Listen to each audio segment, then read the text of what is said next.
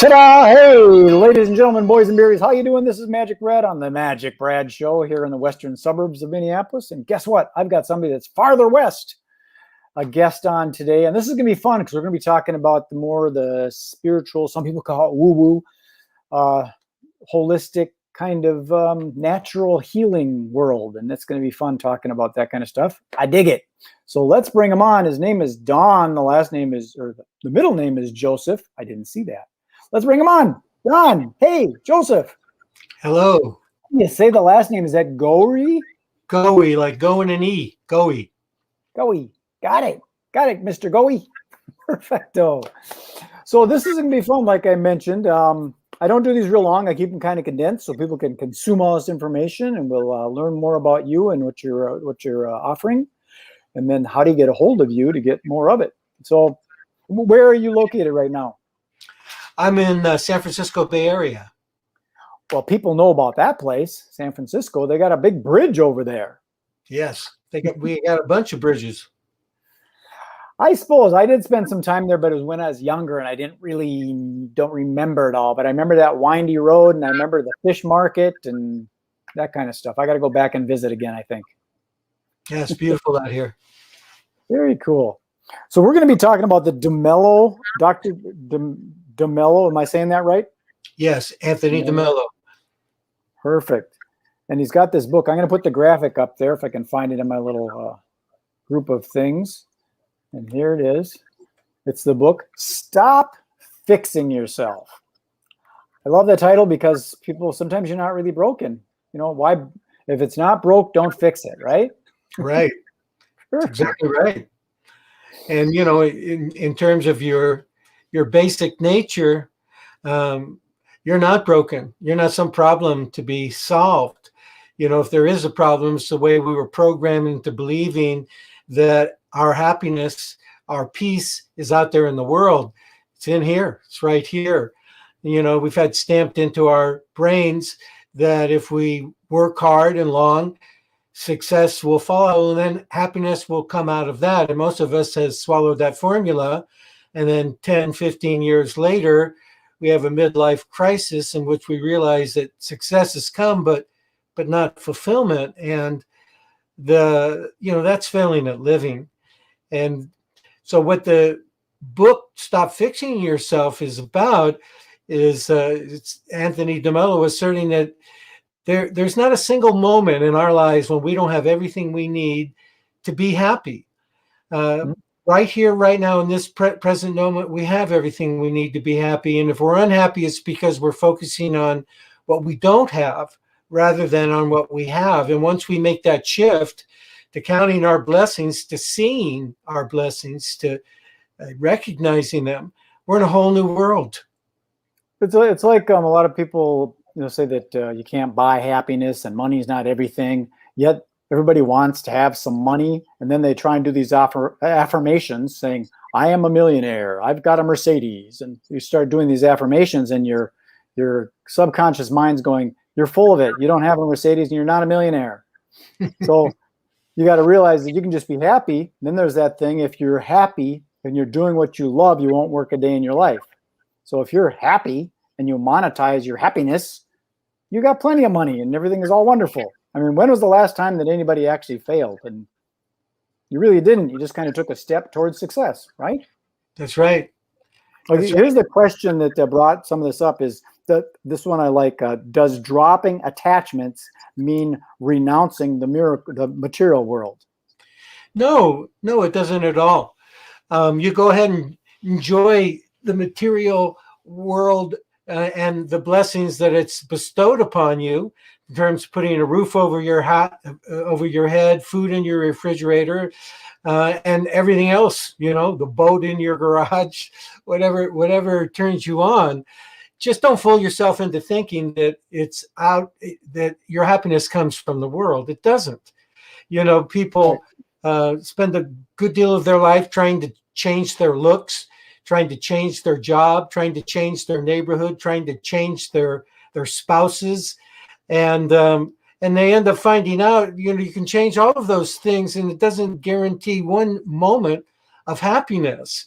So there's pleasure that you can get out of them. One of the things that they find is what in research is that when a human being achieves some kind of goal that they've been in pursuit of, they have an experience of elation that lasts perhaps 3 days. I think 3 days is the most that it lasts before now we're beginning to worry, well, how am I going to keep this success, or where's my next success going to come from? They're back into the anxiety, into the worry, into the stress that is mostly happening up here in our heads.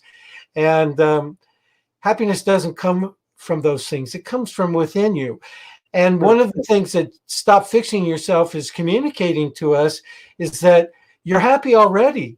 I mean, if it is in your basic nature to be happy, and science looks to children when they're trying to identify what is our basic nature, well, children are naturally happy, naturally curious, naturally open. If that's our basic nature, then it's always there. It's always available to us. All we have to do is find our way to the here and now, and it arises all by itself. And it's unconditional. It doesn't depend on anything other than our being present here and now. Well, like you're saying, like the boat in the garage. So a real life situation that I had is I thought that having a boat, I bought a boat when I was younger. I thought, hey, we're in a lot of fun, have a lot of friends. And you do have a lot of friends for a little while. And then when you're done going out boating and you take it home, everybody's got to kind of leave all of a sudden. And then you're there cleaning it up and, cleaning the boat out. And you're kind of by yourself and find out that that's not what brings the happiness. It's actually the experience. It's not the boat at all. The material is irrelevant. There was another thing on here that caught me again. I think I understand what you're trying to say here, and I'd like to hear it from your words. It's kind of like the Buddhist suffering thing. The book refers to the bright side of suffering. And what is that? The bright side of suffering. That sounds kind of weird. How can you have a bright side to suffering? Well, sometimes your suffering is what wakes you up, gets you to the point where you've had enough. You've had enough of stress. You've had enough of judging yourself and other people. It eventually gets you to the point of asking yourself, is there another way to live my life? Is there a better way of living my life? And that comes out of the suffering. Other times too, there are times when something happens to us in life, and initially it feels very painful. It feels frightening. It feels like it's a curse, and it creates enough of a wake up or a shift in direction in our lives that a little further down the road we look back and we realize that wasn't a curse at all. That was one of the best things that ever happened to me. I had, for example, years ago, I had a brain tumor, and initially it was absolutely terrifying trying to deal with it. Turned out to be it created the biggest positive shift in my life by the time it was finished with me. It had lifted me up and deposited me in a much better life than I had been living before. I tell people some of that stuff because I don't drink anymore. I quit drinking probably 30 years ago, but I had some DWI experiences that you'd think they're so traumatic, but one of the best things that ever happened. All of a sudden, I just feel better. I see more green. I see more colors. I just have a better attitude to save a lot of money. I'm not in court dealing with cops and treatment centers and stuff. So just other people. Get rid of it. Yes. So I don't know if I want to ask this one yet. I think I want to save it because it's about God, and that's one of those words. It is one of those words. That's a problem with it. It's not a word. It's a relationship. It's an experience with all that is. Well, let me just ask that question then, because it says Mello states that the final barrier to the vision of God is our God concepts, and then what does that mean? And I used to have conversations with atheists that would say, I don't believe there is such a thing as God. And I go, what are we talking about? Yes, exactly. So God's there, but it's that perception of what is it. So that is the question right there. Yeah, what does that mean? Well, we have a lot of concepts about God.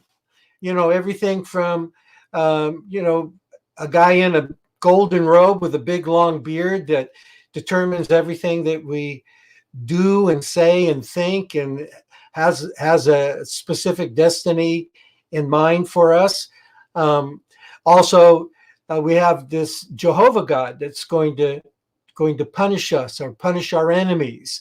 I mean, the concepts around God, they're endless, and they go all the way from total wonderful joy to abject condemnation for eternity, and Right. we get lost in it. And what Tony DeMello is telling us, and what he's guiding us through in this book and his other books, is that you want to find God, you'll find him in silence. Get your mind really quiet. Drop all of your concepts and beliefs about it. They're in the way. And come to this feeling of a creator, of a benevolent, loving creator that created you, with a open mind and empty hands, and get really quiet and discover the experience of what we call God. Discover it for yourself. Also, the people are looking for God in a lot of strange places, and the truth of the matter is that God is what we call God is all of creation, which means that wherever you go, whatever you're looking at present, whatever surrounds you, the miracle and the diversity of the life that we are all a part of, that's God. And you're connected to it, but most of us just walk right past it. We don't open up to it. We're not astounded by it, awed by it. But it is all inspiring when we stop and smell the roses. Yeah, I've got a little saying that is a brain twister. It's God is all that is, and that includes all that it is not, which makes you go, what? But God's supposed to be all it is. That's a lot of stuff for a human to try and comprehend. So impossible for human to comprehend. I don't think any human being has ever comprehended it. And that's the point that the Mello is making. You're not going to find God in your concepts. You'll find him in the quiet of your own heart. That's where you should look for that experience. Yeah, you get rid of all those logical beliefs and things that you've learned over the years and get into a neutral space of nothingness, and then you get these ideas. Yes, and out of that nothingness comes that experience of everythingness. So I'm taking these out of order, the questions and things that you brought up, because I've been looking at them and pondering them myself. Because questions, when you put a who, what, where, when, how, or why in front of any kind of topic, it makes your brain start thinking about it, rather than like doing an I am affirmation saying I'm a millionaire. If you say, why am I a millionaire? You can come up with some actual reasons. So this is the one I want to ask you next. It is, okay, there's a lot of stress and conflict and heartbreak in the world, especially with the stuff that's going on with pandemic and riots here in Minneapolis and all that stuff. Why are so many people unfulfilled? Well, it's true. It's hard to find a completely happy person. It's only 4% of the population, and by that I mean 4% of the population of people who assert that they are completely happy, totally happy. And the irony is, we're born happy, as I was saying before.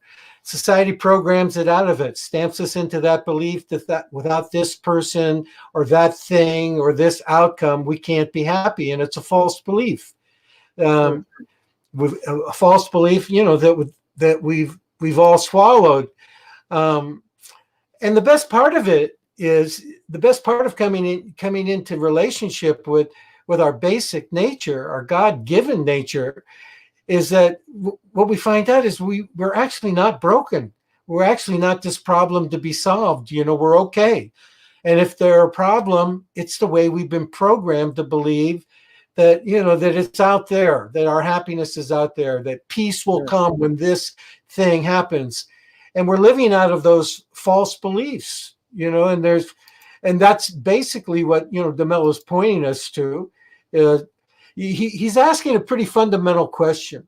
He's saying, if so you say, for example, you're somebody that says, well, I'm okay. I don't need a book like this. My life is fine. I'm not one of those unhappy people. And the litmus test for DeMello, the one he invites us to test for ourselves, is he asks us, do you ever get upset? Do you ever get stressed? Are you ever worried? You ever feel anxious, offended, hurt, sad, down in the dumps, despondence? And, if you're experiencing any of these emotions at any time, then according to Anthony DeMello, you're asleep. You're asleep to your true nature, and you need to wake up. And that's the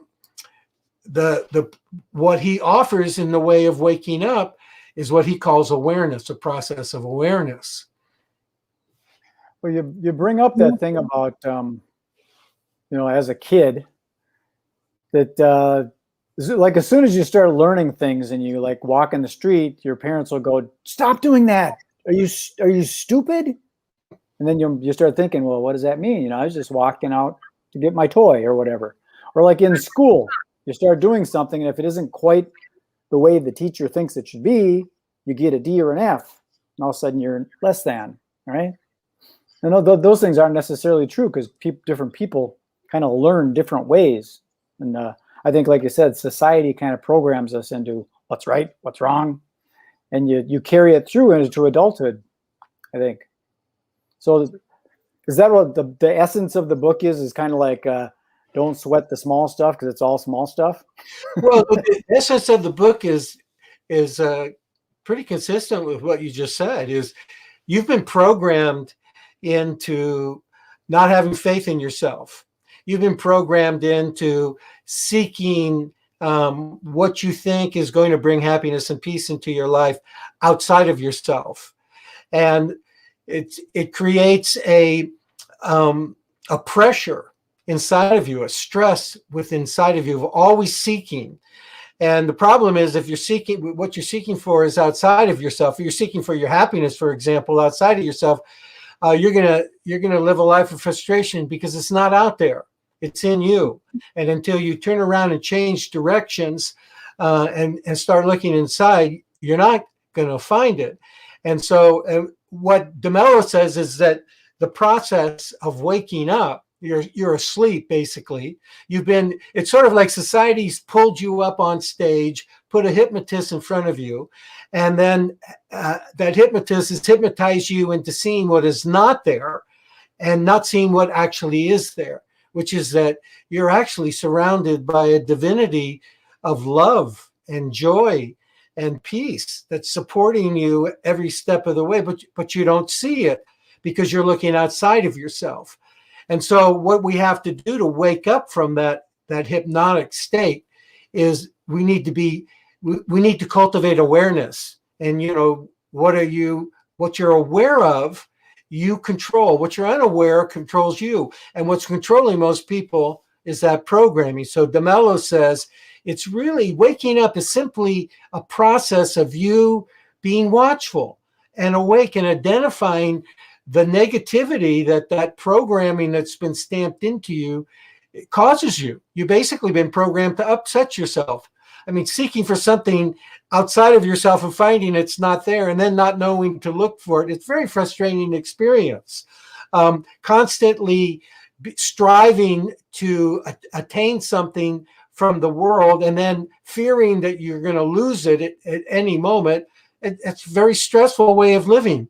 So awareness allows you to see and feel what's going on inside you that sabotages that natural, unconditional happiness that has you smiling for no reason. It brings you back in touch with it by getting in touch with the negativity, the upsets, the pessimism, the aggression that you've been experiencing based on your programming. And the power of psychotherapy is in how it's making conscious something unconscious, and as it makes the unconscious conscious, that problem dissolves, it slips away, it drops. And in the same way, awareness releases the reality I'm talking about, that reality of divinity that's all around us. It releases us to change it. It changes us just by coming in contact with us.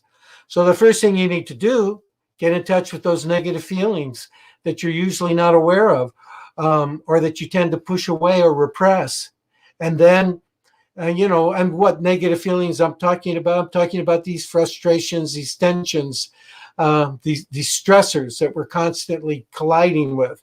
And the second step is to understand that as you bring those negative feelings into awareness, that the thoughts and feelings that are driving them, they're in you. They're not in reality. And, that's such a self-evident thing, but most people don't get it.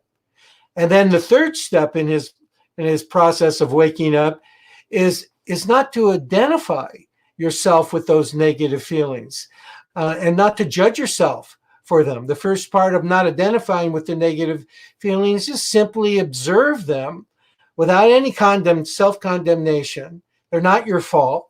They're part of the way you were programmed. And then recognize that they pass. Everything passes, especially emotions. And as they pass, what you're left with is this state of pure awareness in which you're free. And if you relax into that moment, you give in to that feeling of freedom, what you will then experience is this sense of happiness and peace and connection that arises all by itself, straight from your nature, your basic nature. Okay. Do you know the name Paul Sheely? No. He's a local guy here, and hypnotherapist, and he does a lot of brain type work about the left and the right hemisphere and all that kind of stuff. And in some of his programs, he talks about experiencing the feeling and then feeling the feeling. Yes. And understand what it's like. But if you were to summarize a lot of this suffering kind of thing, it'd be like pinching your finger in a door or stubbing your toe on a wall or something. And that pain happens just briefly, and then eventually it goes away. Some of these things are more drawn out, and some of this pain is actually, I guess, more subconscious, where you're feeling emotional pain, but you don't even know why. And that's, I guess, where you got to get into the God space and divine that problem and whatever it is, and kind of get rid of it, because it's not that big a deal. It'll go away eventually, right? It'll heal. Yes. And the very first step in waking up to the life that we were born to live, that sometimes feels so far away at times. It feels like it's a dream state that doesn't even exist, that some poet made up or some saint made up. The return, it's really a return to love. And where that return begins is in getting in touch with the negative feelings that have been distorting your basic nature. And that really, the first part of it is getting in touch with being afraid when you're afraid, being stressed when you're stressed.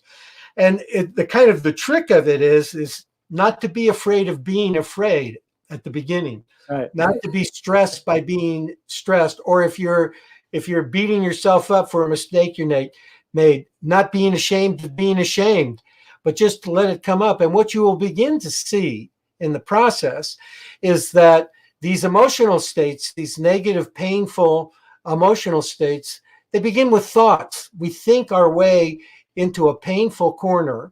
And as we look out from that painful corner that our thoughts has painted us into, what we see is a threatening world bearing down on us. And most of the time it's an illusion. It's not even there. They did a study at Cornell University where they had people write down the worries that occurred, over the course of a protracted period of time, and then to go back over that list and identify which ones did not actually happen. And what they discovered from that research is 85% of what those people worried about never happened.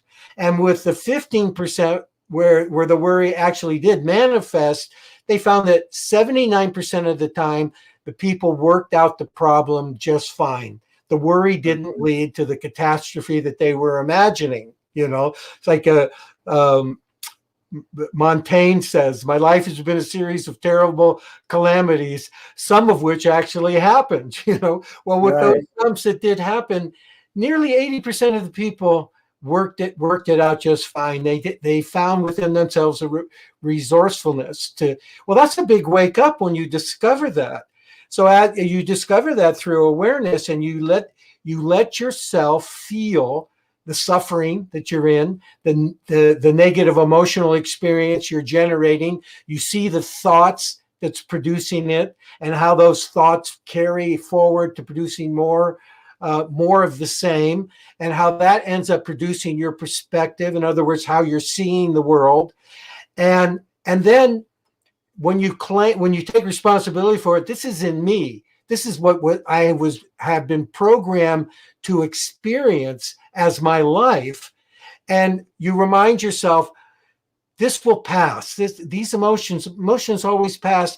And when it passes, now you're sitting in this seat of awareness, step back from it all, and you're looking down on this emotional upheaval that you've just come through, and you finally recognize that's not me. That's this programmed reaction I've been made to have, but it's not me. And it's an illusion. And I know it's an illusion because look how quickly it passes when I just let it be. And then look where it deposits me. It deposits me in the here and now. And then you discover in the here and now, there's always freedom. There's always peace. There's always an experience of being whole. And all I have to do is clear what gets in its way, which begins with getting in touch with those negative feelings. And that's what it's about. I was going to say, what's really interesting about all this stuff is it is very, very simple, and it takes something like a book to digest it all and be able to kind of look back and go, that is kind of simple. Like sometimes when I get overwhelmed, I write down all these things that I've got to do and find out that 80-90% of them I don't have to do. They're not really that important. They're not urgent. So why even deal with it? Or time passed and now they're not even relevant anymore. Why stretch yourself for something that exactly will take care of itself? Well, let me pop this up here again. This is Don Joseph from the D'Amelio Center. We're talking about the book, Stop Fixing Yourself. And how do they get that book? Do they go to that domain name there? You can go to the title of the book, just type it all out as one word, stopfixingyourself.com. It'll take you to a website, and that website is at the Mello Spirituality Center. And if you go there, and it'll link you to Amazon and other places to buy it.